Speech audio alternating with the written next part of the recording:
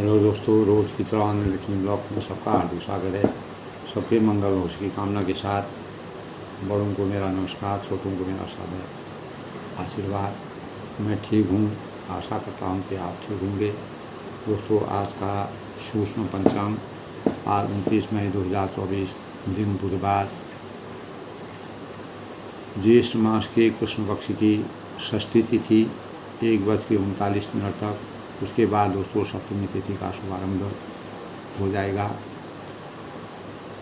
आज के नक्षत्र की बात करें दोस्तों तो आज जो है स्वर्ण नक्षत्र का योग 8:38 तक, तत्पश्चात धनिष्ठा नक्षत्र शुरू हो जाएगा। राहु काल 12:19 और 2:02 तक। और आज शुभ मुहूर्त की बात करें तो दोस्तों शुभ मुहूर्त जो है आज पूरे दिन राहु काल के बाद शुभ मुहूर्त ही है। अमृतकाल दोस्तों 9:12 से 11:07 तक और ब्रह्म मुहूर्त 4:08 से 4:56 तक। आज सूर्योदय दोस्तों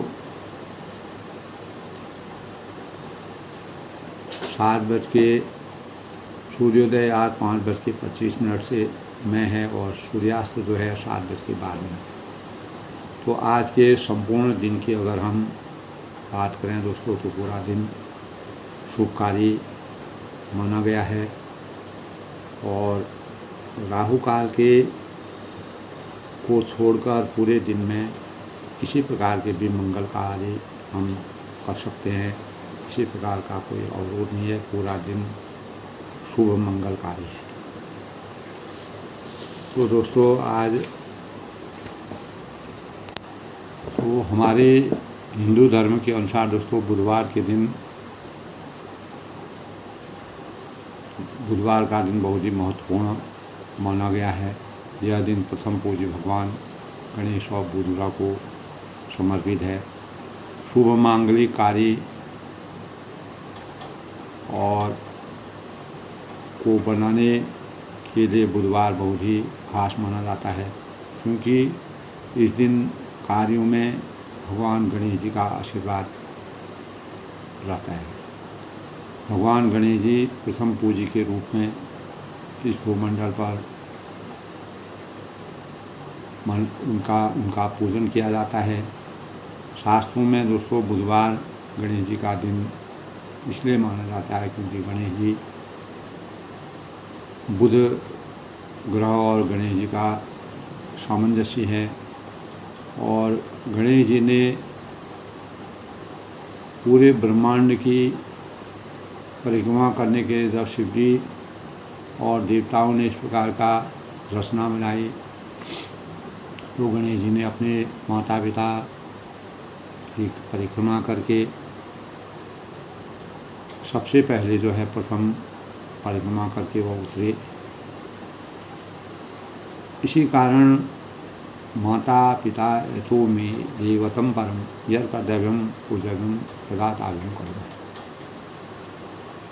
गुरु गोविंद दोनों खड़े काके लागू पाए, बलिहारी गुरु आपने गोविंद जी बता। तो गुरु की प्रेरणा से हम माता पिता के भावों को जानते हैं। तो माता पिता का स्थान जो है गणेश जी ने प्रथम माना और माता पिता की परिक्रमा करने के बाद उन्होंने सभी देवताओं में अग्रगण्य स्थान प्राप्त किया। उनकी मान्यता भी सभी देवताओं ने उनको माना। तो शास्त्रों में बुधवार गणेश जी का के नाम से प्रथम पूज्य के रूप में इसलिए मनाया। तो ज्योतिष शास्त्र के अनुसार बुधवार जो है व्यापार के दृष्टिकोण से बहुत ही शुभ माना जाता है। जो भी व्यापारी लोग होते हैं बुधवार के दिन अगर वो भगवान गणेश जी की आराधना करते हैं तो उनको शुभ फल उनकी प्राप्ति होती है।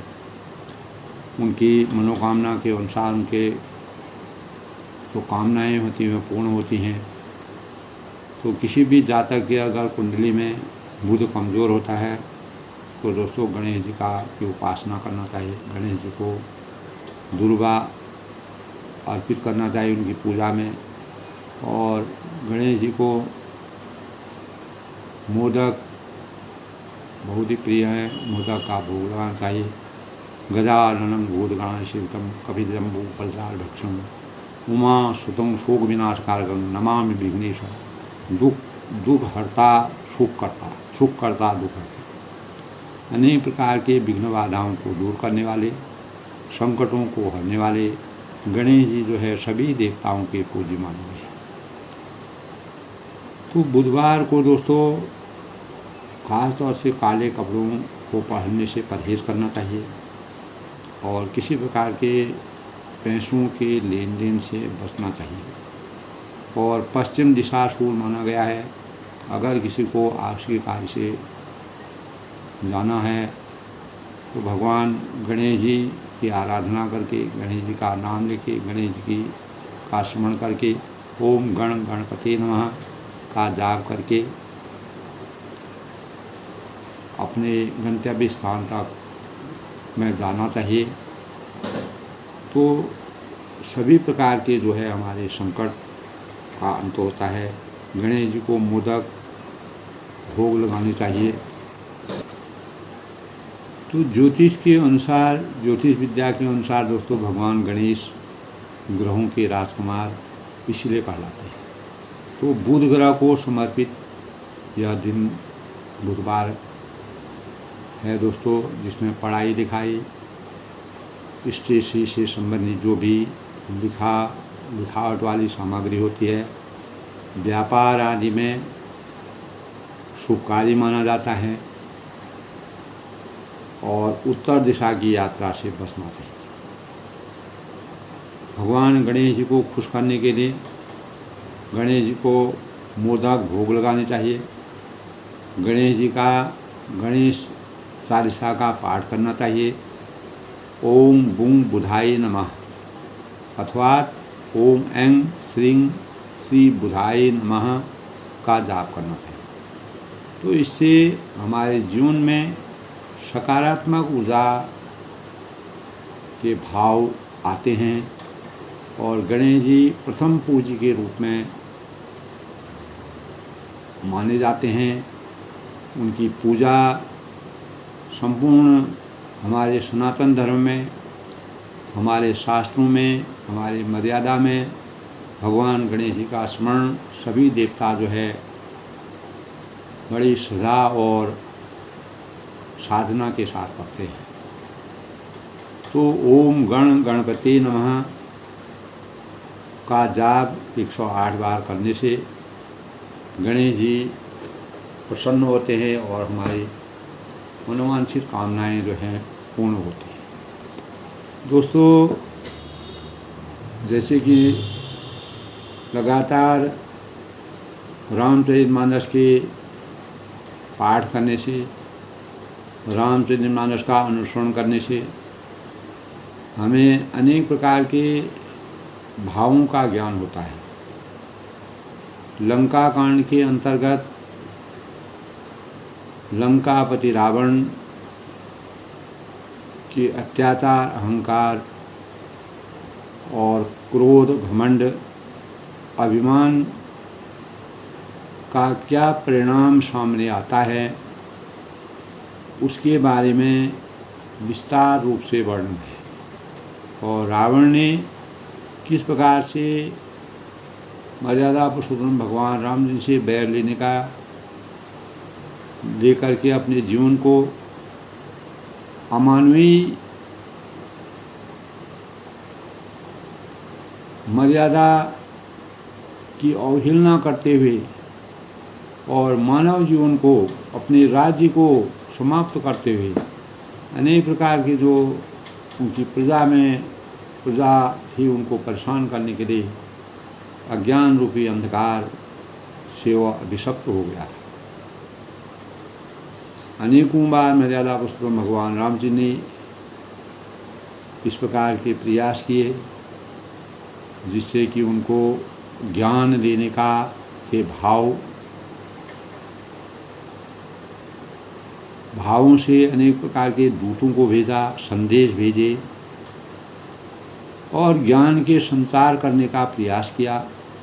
मर्यादा के अनुरूप मर्यादा पुरुषोत्तम भगवान राम जी ने मानव जीवन की को सचेत करने के लिए मानव जीवन के, लेकिन जब हमारी बुद्धि क्षीण हो जाती है, हम गलत मार्ग का अनुसरण करते हैं, तो हमारे लिए जो ज्ञान है वो अंधकार के समान दिखता है और नीति हमको अनीति के समान दिखती है, अच्छाई हमको बुराई के समान दिखती है। तो कहने का तात्पर्य है कि दोस्तों, हमारे अंतःकरण में नकारात्मक ऊर्जा का जब समावेश हो जाता है तो हम किसी की भी बात सुनने को मंजूर नहीं होते, हमारी आत्मा उसको नकारा कर देती है। तो अंगद और रावण का जब संवाद होता है, संवाद के अंदर का दोस्तों एक दूसरे की बुराई करना, आज की राजनीति में भी इस प्रकार के प्रकरण मिलते हैं कि जब एक पार्टी दूसरे पार्टी पर अनेक प्रकार के विरोधाभास तर्क वितर्क मारते हैं, बुराइयों को धकेलते हैं। उसी प्रकार की अभिरचना उस समय भी थी, लेकिन अंगद ने जो भी बात रावण से कही वह नीति संगत थी और मर्यादा के अनुरूप थी।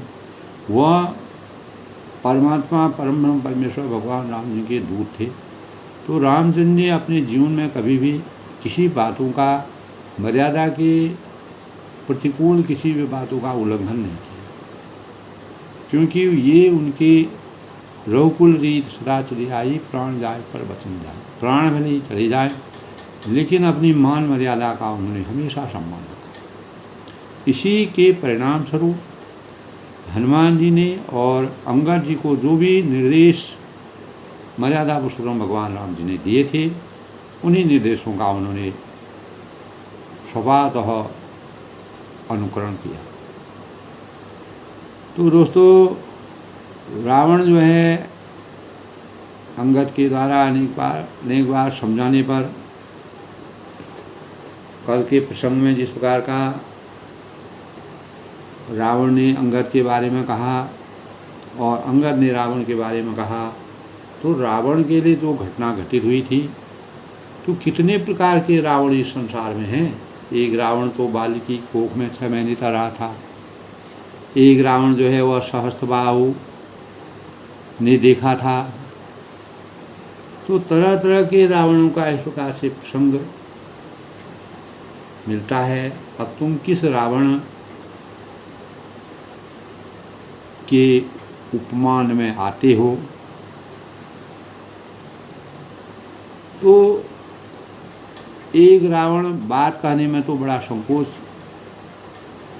एक रावण की बात करने में बड़ा संकोच होता है कि वह बहुत दिनों तक बाली की कांख में रहा था। इनमें से तुम कौन से रावण हो? खींचना छोड़कर सच सच बताओ। तो सुन सड़ सोई रावण बलशीला, हर गिरी जान जास बुझ लिया, जान उमापति जासुर आई, पूछे मुझे श्री सुरन चढ़ाई। यानी रावण ने उसका उत्तर इस प्रकार दिया कि अरे मूर्ख सुन, मैं वही बलवान रावण, वही श्रेष्ठ बलवान हूँ, अपनी प्रशंसा करते हुए कहता है, जिसकी भुजाओं की लीला कैलाश पर्वत जानता है। यानी मैंने अपनी भुजाओं में कैलाश पर्वत को उठाया, जिसकी शूरता उमापति महादेव की जानते हैं। यानी मैंने अपने सिरों की बलि चढ़ा करके महादेव जी की जो उपासना की थी, उसका पूरा वृत्तांत महादेव जी जब मेरे पर प्रसन्न हुए, मेरे यज्ञ पर, मेरी तपस्या पर, मेरी साधना पर, तो अपने सिर रूपी पुण्य चढ़ा कर जो मैंने अपने सिरों को चढ़ाया था, उन बातों को भगवान शिव भी जानते हैं। सिर सरोज निज करन उतारी, पूछूं अमित बार से बुराई। भुज विक्रम जाने दिखबाला, सड़ा जाऊं जिनके ओर। यानी सिर रूपी कमलों को अपने हाथों में उतार उतार कर मैंने अगणित बार त्रिपुरारी शिव जी को की पूजा की। और वास्तव में रावण जो है जब अनाचार और अत्याचार और राक्षसी माया में परिवर्तित नहीं हुआ था, उससे पहले वह साधक था, ज्योतिषी था, ज्ञानी था, उच्च कुल में पैदा हुआ था, अनीति नहीं जानता था, लेकिन अनीति को उसने बाद में वह राक्षसी माया में अवतरित हो गया। तो भगवान शिव ने उसको अनेक प्रकार वरदान दिए थे। उन्हीं वरदान के परिणाम स्वरूप रावण ने कैलाश पर्वत को अपने हाथों में उठाया। ऐसे प्रसंग हमारे शास्त्रों में विद्यमान है। तो दोस्तों, जब विनाशकाली विपरीत बुद्धि, जब हमारी बुद्धि बिगड़ जाती है, हम अच्छाइयों का प्रयोग बुराई के लिए करते हैं। अगर हमको सिद्धि की प्राप्ति होती है, परमात्मा का आशीर्वाद प्राप्त होता है, अगर उस सिद्धि को हम सही सदुपयोग उसका नहीं करेंगे, परमात्मा सिद्धि इसलिए प्राप्त करते हैं कि लोक कल्याण के लिए, लोगों के कल्याण के लिए, जन जागृति के लिए, लोगों के उत्थान के लिए और अनेक प्रकार के शुचिता के लिए सिद्धि की प्राप्ति होती है। उसका सही ढंग से सदुपयोग करना मानव जीवन का कर्तव्य है, जिसको भगवान का आशीर्वाद प्राप्त होता है। तो तब वह अभिमान के बदौलत, जब वह अज्ञान रूपी अंधकार के पर्दे से उसका मस्तिष्क परिवर्तन हो गया था, तो भुजाओं का पराक्रम और दिक्पालों को साक्षी बताता है। वो आज भी उनके अंतःकरण में ये बातें आती हैं। तो अंगद को इस प्रकार की बातें कहता है, जाने दिग्गज उर कठिनाई, जब जब हीरों जाय बरियाई, जिनके दर्शन कराल न फूटे, उर लागत मूल फूटे। कल के प्रसंग। दिग्गज दिशाओं के हाथी मेरी छाती की कठोरता को जानते हैं, जिनके भयानक दांत जब जब जाकर मैं उनसे ज़बरदस्ती भिड़ा तो मेरी छाती में कभी नहीं फूटे, अपना चिन्ह भी नहीं बना सके, अर्थात बल्कि मेरी छाती में लगने से हुए मूल की तरह टूट। इतना भयंकर शरीर, विशाल शरीर मेरा था। जा चलत डोलही विधरनी, शरत मत गल जिमी गढ़ गुरनी, सोई रावण जग विदित प्रतापी, सुनो न श्रवण अली गुरलाटी। तब जिसके चलते समय अपनी प्रशंसा अपने आप करता है। अज्ञान जब इंसान के अंतःकरण में आ जाता है, तो किसी भी आदमी की प्रशंसा अगर दूसरे के मुंह से होती है तो वह शोभा लेती है। अगर वह स्वयं ही अपनी प्रशंसा अपने आप करता है तो वह उसकी अज्ञानता का प्रतीक है। तो जिसके चलते समय पृथ्वी इस प्रकार हिलती थी रावण के चलने पर, और जैसे मतवाले हाथी के चलने पर छोटी सी नाव, तो नाव जब मतवाला हाथी चलता है तो नाव उथल पुथल करती है, डगमगाती है। मैं वही जगत प्रसिद्ध प्रतापी रावण हूँ। तो कितने प्रकार के रावणों का अंगद ने जब कहा कि तो कौन कौन किस प्रकार के रावण हैं, था वो एक ही रावण, लेकिन उसकी इस प्रकार की भी गति हुई।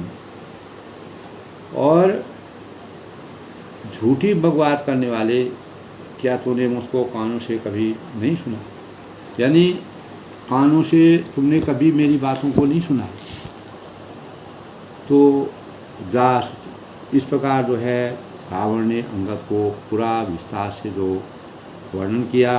ते रावण कहाँ लघु कहसी, नर कर कर से बखान, रे कभी बर बर खरब खलो, अब जाना कभी। यानी कल की प्रसंग में यही बात है दोस्तों कि उस महान प्रतापी और जगत प्रसिद्ध रावण को मुझे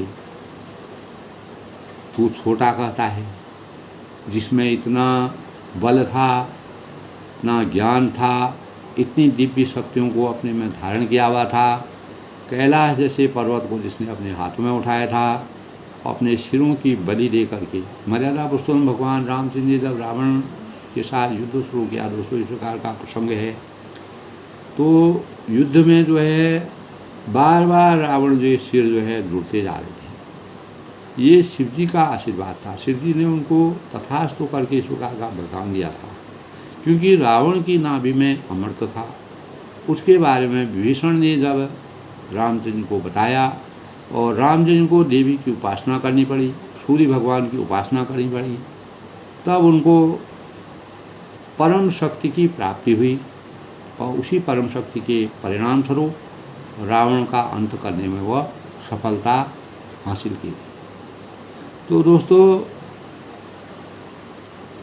तो इस प्रकार तब वह कहते हैं कि अरे दुष्ट बंदर, अंगद से कहते हैं कि असभ्य तुच्छ बंदर, अब मैंने तेरा ज्ञान जान लिया कि तुझको कितना ज्ञान है, जो तुम इतने रावणों के बारे में पूछ रहे हो।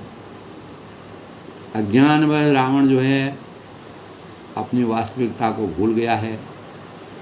सुनी अंगद सकोप कहवानी, बोल सवार अधोमान। तब अंगद को भी गुस्सा आ गया। यद्यपि अंगद रावण की भरी सभा में अकेले थे, लेकिन मर्यादा पुरुषोत्तम भगवान राम जी के द्वारा प्रदत्त शक्ति के परिणाम स्वरूप रावण उनका कुछ भी नहीं बिगाड़ पाया। और ये नीति और मर्यादा कहती है दोस्तों, कहीं पर भी अगर कोई दूध जाता है तो दूध को कोई कुछ नहीं कर सकता है। इस प्रकार की नीति बनाई गई है कि दूध को मारना नीति के विरुद्ध है।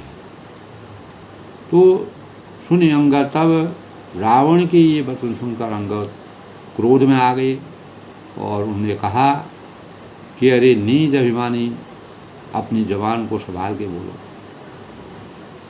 और बोला कि जिनका फरसा सहस्रार की भुजाओं की अपार वन को जलाने के लिए अग्नि के समान था। जास पर सागर खरधारा, बूढ़े नव अग्नित बहुबारा। तासु गर्भ जयी देखन भागा, सोनर क्यों का शीश भागा। तो जिनके फरसा रूपी समुद्र की तीव्र धारा में अनगिनत राजा अनेकों बार डूब गए। बूढ़े नृप अग्नित बहुबारा, और तासु गर्भ ते ही देखर भागा। गर्भ जिनके अधिक भी भाग गया। अरे अभागे दशीष, वे मनुष्य क्यों कर रहे हैं। यानी अरे अभागे दशीष, वे मनुष्य क्यों कर रहे हैं। यानी जासु पर सागर खरधारा, जिसके फरसारूपी समुद्र की तीव्र धारा में अनगिनत राजा अनेकों बार डूब गए। तो उस परशुराम जी का गर्भ जिन्हें देखते ही भाग गया, ऐसे मर्यादा पुरुषोत्तम भगवान राम जी के प्रताप को तुम नहीं जानते हो। राम मनुज कसके सरभंगा, धन्वी काम नदी पुण्य गंगा।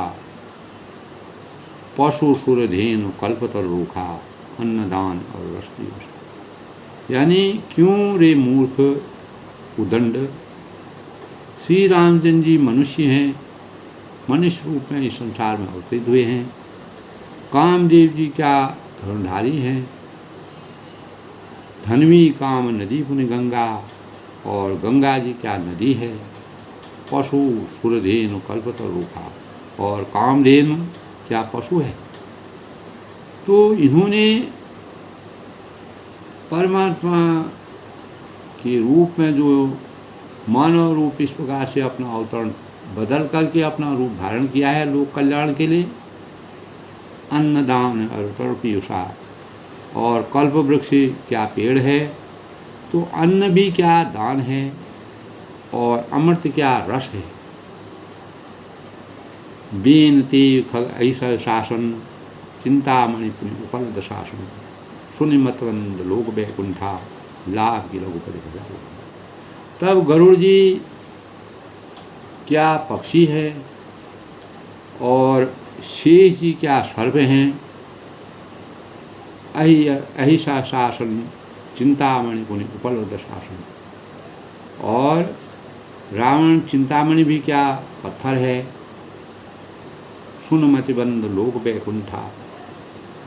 अरे मूर्ख बुद्धिहीन, बैकुंठ भी क्या लोक है। और लाभ की रघुपति भगत अकुंठा। और श्री रघुनाथ जी की अखंड भक्ति क्या और कोई लाभों जैसा लाभ है। जो लाभ हमको प्राप्त होते हैं उन लाभों जैसा ही हमारा रामचंद्र की भक्ति है। तो दोस्तों, हमारे जीवन में अंगद ने इस प्रकार के भावों से रावण को ज्ञान की प्रेरणाएं दी, क्योंकि अंगद का आत्म का विकास का मंत्र उनको उनके अंतःकरण में मर्यादा पुरुषोत्तम भगवान राम जी ने दिया था। तो मर्यादा पुरुषोत्तम भगवान राम जी का आशीर्वाद अंगद को प्राप्त था। तो सीखना दोस्तों अनवरत चलने वाली प्रक्रिया है। तो अंगद को इतना ज्ञान आ गया कि हम जीवन में कुछ भी कर रहे हों और उससे कुछ न कुछ सीख रहे होते हैं। तो इस प्रकार तभी रावण के एक एक तर्क का जो उत्तर अंगद जी ने दिया, तो कभी यह प्रत्यक्ष दिखता है तो कभी अंतः चेतना में ही एकत्रित होता रहता है और समय आने पर किसी दुर्लभ प्रतिभा के रूप में प्रकट होता है। तो दोस्तों, अब आप कार्यों को उचित ढंग से क्रियान्वित तभी हम कर पाते हैं। तो तब हम व्यवस्थित करने में अपने जीवन को परिष्कृत करते हैं। अंगद ने जिस प्रकार का परिवेश वहाँ पर बनाया था और एक एक बात का जिस प्रकार से प्रत्युत्तर उन्होंने रावण को दिया, तो कभी कभी दोस्तों आरंभ से ही त्रुटियाँ होने लगती हैं। रावण जो है शुरुआत से ही गलतियाँ करता रहा, परिणाम स्वरूप कार्य में असफलता, अंततोगता व असफलता की तरफ ही सीढ़ियों से ऊपर न जाके सीढ़ियों से नीचे गिरता गया। तो दोस्तों, परंतु असफलता जितना सिखाती है उतना सफलता परिष्कृत नहीं करती। तो दोस्तों, असफलता के जितना बड़ा कठोर गुरु, तो असफलता आने पर भी कुछ लोग जो है रावण जैसे लोग असफल होने पर भी, क्योंकि रावण को वास्तविक असफलता का ज्ञान नहीं था, वह लगातार अनेक प्रकार के कार्य करता था और उसको वास्तविक दंड नहीं मिला।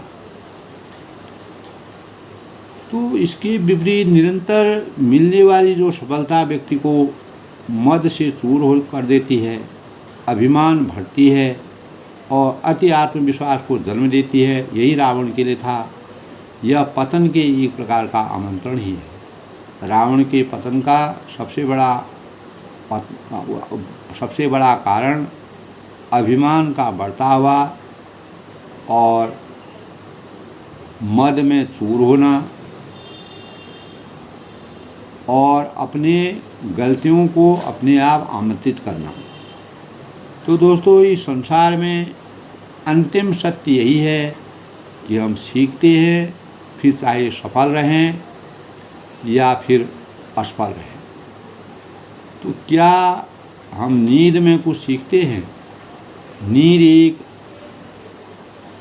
नींद जो तंद्रा कहते हैं दोस्तों, तंद्रा के समान है। तो जैसे कुछ प्राणियों में शीत निष्क्रियता में जाना पड़ता है, उस दौरान कोई हलचल नहीं होती है, तो न दुख अनुभव होता है न सुख ही कोई सबक सीखने को मिलता है। तो रावण इसी धारणा से उत्प्रेरित था। कुछ लोग मानव जीवन में भी इन्हीं प्राणियों की तरह निष्क्रियता में जीवन यापन करते हैं। तो रावण ने अपने जीवन को निष्क्रिय बना दिया था, सब कुछ होते हुए भी। बल था, तेज था, ज्ञान था, बुद्धि थी, लेकिन बुद्धि का परिष्कृत नहीं किया भी, उसका सही सदुपयोग नहीं किया। जब हम अपने ज्ञान का दुरुपयोग करते हैं तो उसका प्रतिफल उल्टा होता है। तो उन्हें लगता था कि इतने सक्षम नहीं कि अमुक कार्य को संपादित कर सकें। तो दोस्तों, अपने एक सुरक्षित खोल में छिपे रहना अच्छा लगता है। रावण अपनी लंका में जिस प्रकार से आमोद प्रमोद कर रहा था और उसको जिस प्रकार से राम जी ने एक ही बाण में उसका जो साम्राज्य जहाँ पर वो अपना अनेक प्रकार की लीलाएं करता था, उसको एक ही बाण से उन्होंने ध्वस्त कर दिया। तो उन्हें लगता है कि साधारण, लेकिन रावण को इसका कुछ भी एहसास नहीं होता। तो व्यक्ति की संपूर्णता से परिपूर्ण होना आवश्यक है। इस संदर्भ में सुप्रसिद्ध अनेक प्रकार के वैज्ञानिक हैं। स्टीफन हॉकिंग ने कहा है कि ब्रह्मांड के आधारभूत सिद्धांतों में से एक वह है कि कुछ भी पूर्णतः सही नहीं है। यद्यपि संसार में परमात्मा भी कहीं कहीं चूक कर जाते हैं, तो पूर्णता का कोई अस्तित्व नहीं होता है। अपार है, उसका कोई अनंत है। तो अपूर्णता के बिना न तो हम और न ही मैं, जो इस प्रकार का अस्तित्व अहम भाव होते हैं, उसका कोई अस्तित्व नहीं रह जाता। रावण के पास इतना बड़ा गौरवशाली प्रभुत्व था, लेकिन वह अस्तित्वहीन क्यों हुआ? अज्ञान रूपी अंधकार का समावेश जब मानव जीवन में हो जाता है तो सीखने से के पथ पर बिना सफलता या असफलता की परवाह किए आगे बढ़े चले जाना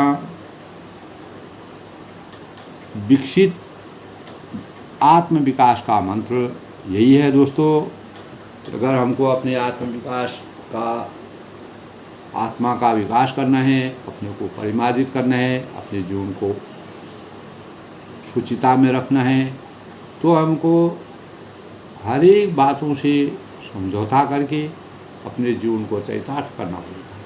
मर्यादा पुरुषोत्तम भगवान राम जी ने 14 साल के वनवास के दौरान क्या उन्होंने अपना जीवन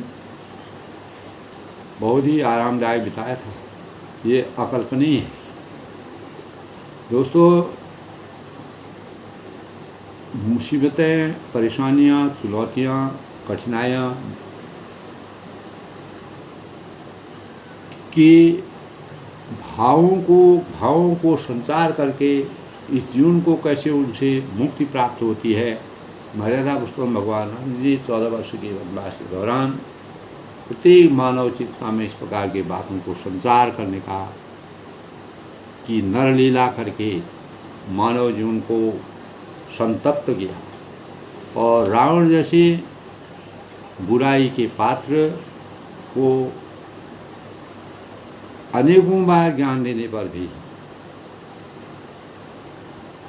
जब उसको ज्ञान प्राप्त नहीं हुआ तो अंततोगत्वा बिना किसी अवहेलना के पात्र बने, मर्यादा के अनुकूल, नीति के अनुकूल रामचंद्र ने उसका अंत करने का मन बनाया और इतने बड़े समुद्र में सेतु का निर्माण करके लंका पार करके अपनी सेना को ले जा करके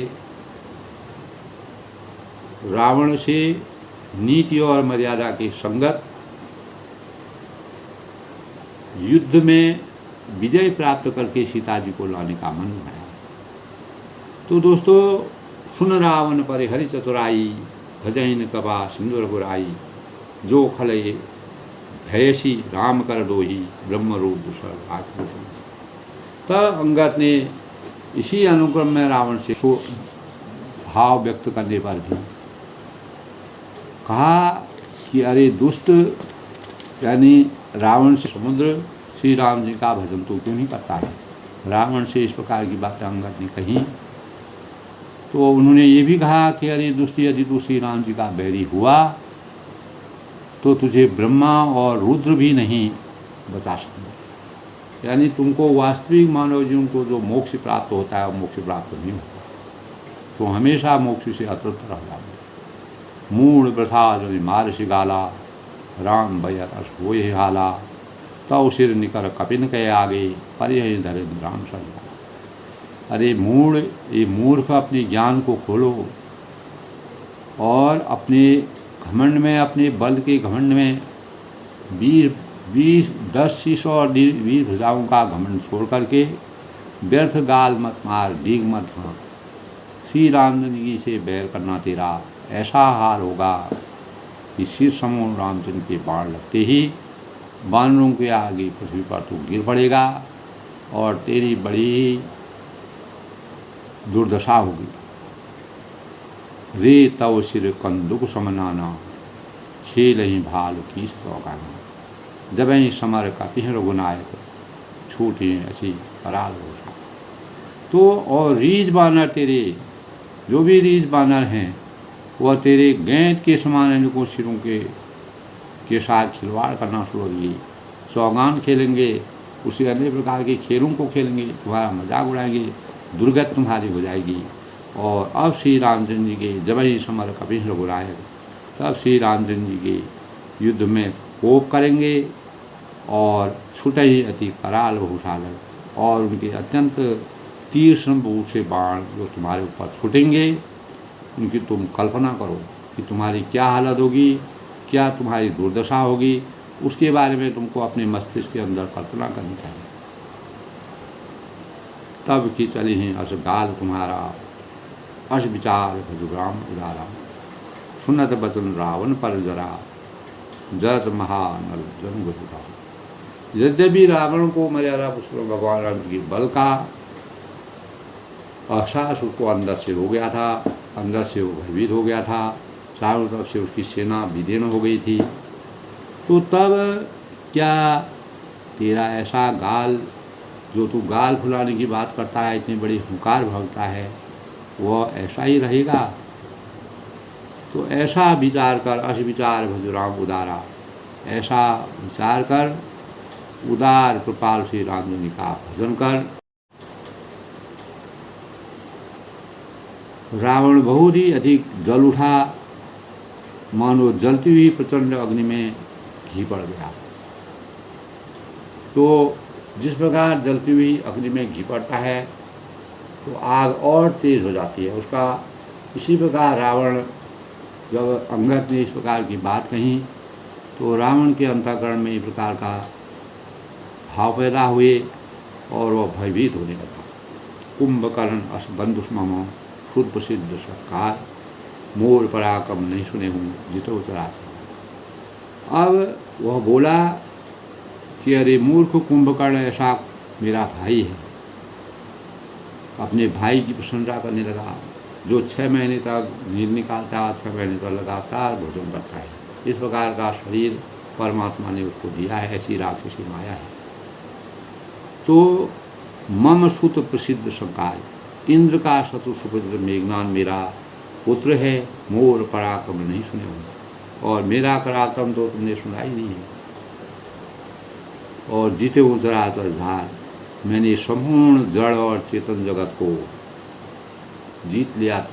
यानी मेरे अंदर ये शक्ति है कि पूरा जड़ चेतन को जीत सकता हूँ। इस प्रकार से रावण किसी भी बात का, अनेक प्रकार के ज्ञान की बातें करने पर भी वह लगातार उसका प्रतिकूल उत्तर देकर के अपनी आत्मा को शांत करता, क्योंकि मति भ्रम उसकी हो गई थी, उसका वह मतिबंध हो गया था, उसका हृदय परिवर्तन हो गया और उसके अंदर उसको अपने शरीर में जो बल था, 10 शीश और 20 भुजाएं थी, उसका घमंड था। तो षड शाखा मृग जोर सहाई, बाधा सिंधु पर्वताई, ना गई खग अनेक बारिशा, सुर न हो के सुनकर। यानी रे दुष्ट बानरों की सहायता ओढ़कर राम ने समुद्र बांध दिया। मैं मानता हूँ कि राम ने समुद्र बांध दिया, बानरों की सेना को समूह बना करके। बाधा सिंधु ये पर्वताई, ना गई खग अनेक बारिशा, और यही उसकी प्रभुता है। समुद्र को तो अनेकों पक्षी भी लांघ जाते हैं। पक्षी भी समुद्र में इधर से उधर पार हो जाते हैं। सुर न हो इसे सुनकर ही साथ, पर इसी से वे सभी शूरवीर नहीं हो जाते। और ये मूर्ख बंदर सुन, बार बार वह इस प्रकार के अपने ज्ञान तर्क से अंगद की बातों का उत्तर देता है, अपने मन को शांत करता है। भय की हालत में है तो मम भुज सागर बल जल पूरा, जहाँ बूढ़े बहु रूप दुष्पूरा, 20 पयोधि अगाध अपारा, को अश वीर को पाए ही पाया। और मेरी एक एक भुजा रूपी जो समुद्र बल रूपी जल से पूर्ण है, एक एक भुजा में मेरी ऐसी शक्ति है, जहाँ बूढ़े बहुसुर नर फूरा, और जिसमें बहुत से शूरवीर देवता और मनुष्य डूब चुके हैं। 20 पयोधि अगाध अपारा। और कौन ऐसा शूरवीर है, कौन ऐसा योद्धा है जो मेरे इन अथाह और अपार 20 समुद्रों का जो पार पा जाए। तो मेरे एक एक भुजा में जो है समुद्र है, तो 20 भुजाओं में मेरे कितने समुद्र होंगे, उनका पार कोई पा नहीं सकता है, इतना बलशाली मैं हूँ। तो रावण को अपने बल का इतना अभिमान था, इतना घमंड था कि वह समझता था कि मुझे कोई जीत नहीं सकता है, कोई भी शक्ति मुझे पराजित नहीं कर सकती है। तो दिग्पालन में नीर पढ़ावा, भूप सुदर्श फल मोई सुनावा, जो पे समर सुबट तब था, पुनि पुनि कह सीतास। तो तब वो कहते हैं, कब रावण पुनः कहता है कि अरे दुष्ट, मैंने दिक्पालों से भी जल भरवाया है, और तू एक भूप सुदर्श फल मोहि सुनावा, और तू एक राजा का मुझे सुया सुनाता है। मैंने अनेक दिक्पालों से भी जल भरवाया है, जो पे समर सुबट करना था। यदि मेरा मालिक, जिसकी गुणगाथा तो बार बार कर रहा है, जिनका मान सम्मान तो कर रहा है, इस प्रकार के अनेक प्रकार के गुणगाथा कर रहा है, पुनि मुनि का है सिद्धार्थ गुणगाथा, संग्राम में लड़ने वाला योद्धा है, बार बार मेरा संग्राम में लड़ने वाला योद्धा है। तो बसीठ पटवत ही काजा, विभूषण पीठ करत ही लाजा, हरगिरी मंथर निरखु मम बाहु, पुनिषण कवि निज प्रभुंश राहु। और फिर बार बार ये कहता है कि तो फिर वह दूध किस लिए भेजता है। रावण अमर्यादित आदमी है, अमर्यादित व्यक्ति है, बल का अभिमान का उसको घमंड है, वह नीति की बातें नहीं जानता है। और इस संसार में मर्यादा के प्रतिकूल चलने से वह अपने आधिपत्य को जमाना चाहता है।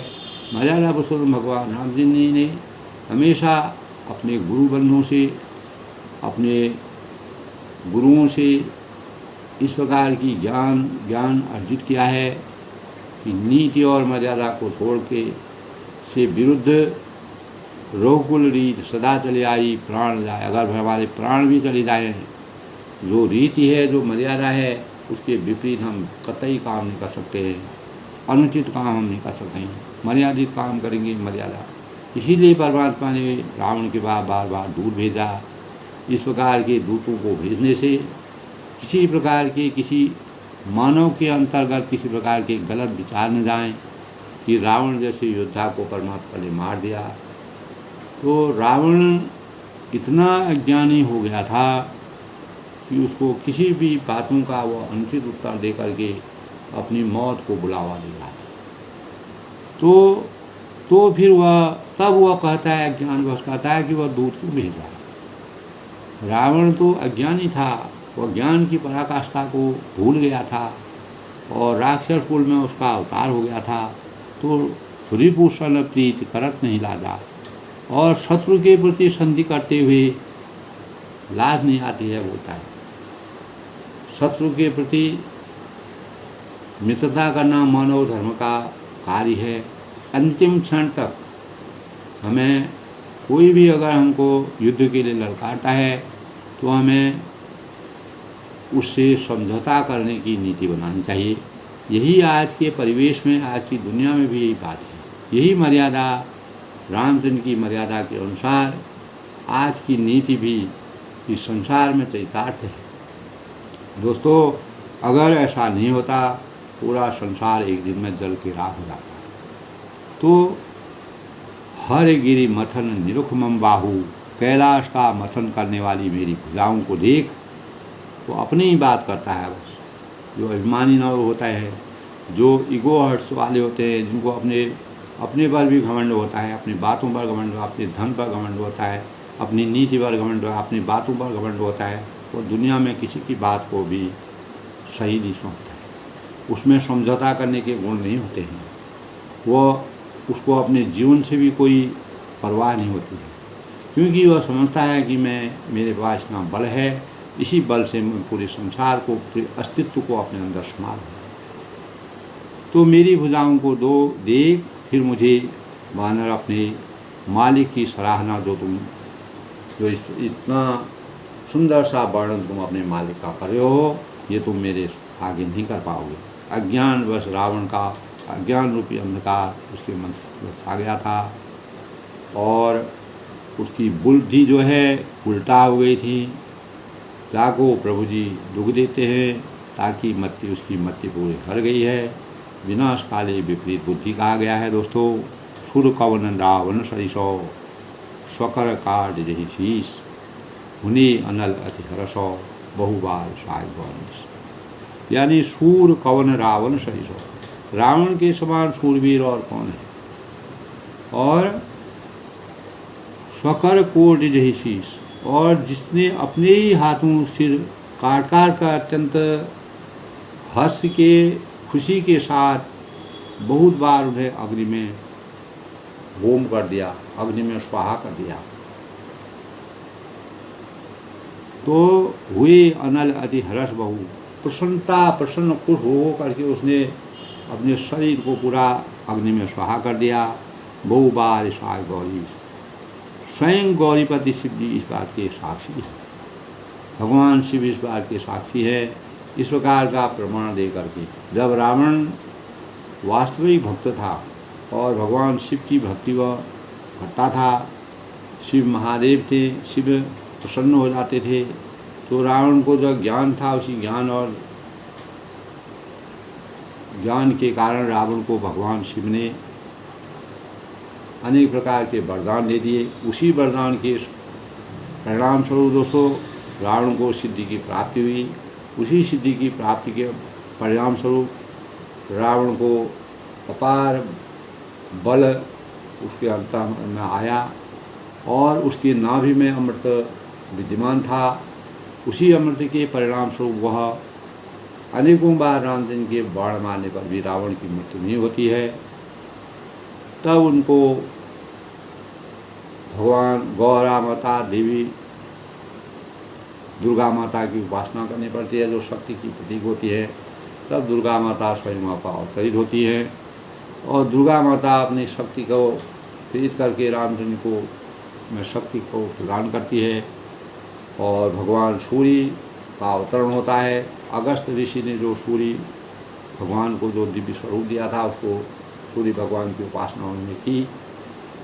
और तीसरी बात है दोस्तों, विभीषण ने जो है रामचंद्र को ज्ञात नहीं था कि रावण के नाभि में अमृत है, इसीलिए रावण की मौत अनेकों प्रयासों के बाद भी नहीं हो रही है। बार बार सिर जुड़ जाते हैं, बार बार अलग होते हैं, बार बार जुड़ जाते हैं।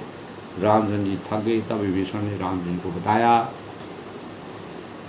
क्योंकि विभीषण को का अपमान करके रावण ने जिस प्रकार से उसको घर से निकाला। अगर भाई भी है दोस्तों, वो अनीति करता है, नीति की संगत नहीं है। कहा गया है दोस्तों, जो कहीं कहीं सत्य झूठ भी बोलना पड़ता है, क्योंकि अगर किसी की जान बचती है तो सत्य झूठ भी हमारे जीवन में शुभकारी होता है।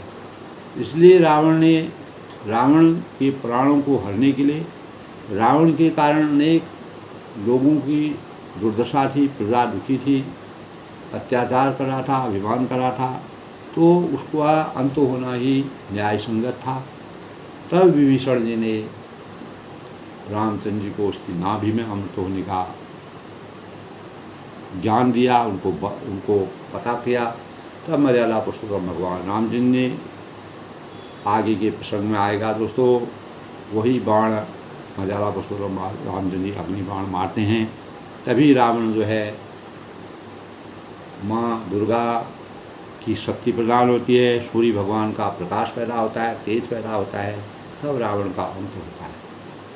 तो इस प्रकार दोस्तों रावण के घमंड से स्वरूप जो व्यवहार में, इस प्रकार से जब कभी कभी लोग दोस्तों परमात्मा की सिद्धि भी प्राप्त कर सकते हैं, कर लेते हैं, परमात्मा का आशीर्वाद प्राप्त हो जाता है, लेकिन विद्या का दुरुपयोग करना, ज्ञान का दुरुपयोग करना, सद्बुद्धि का दुरुपयोग करना, सिद्धि की प्राप्ति का दुरुपयोग करना मानव जीवन के अंत के लिए विनाशकारी होता है। यही ऐसे कितने प्रकरण इस संसार में विद्यमान हैं दोस्तों।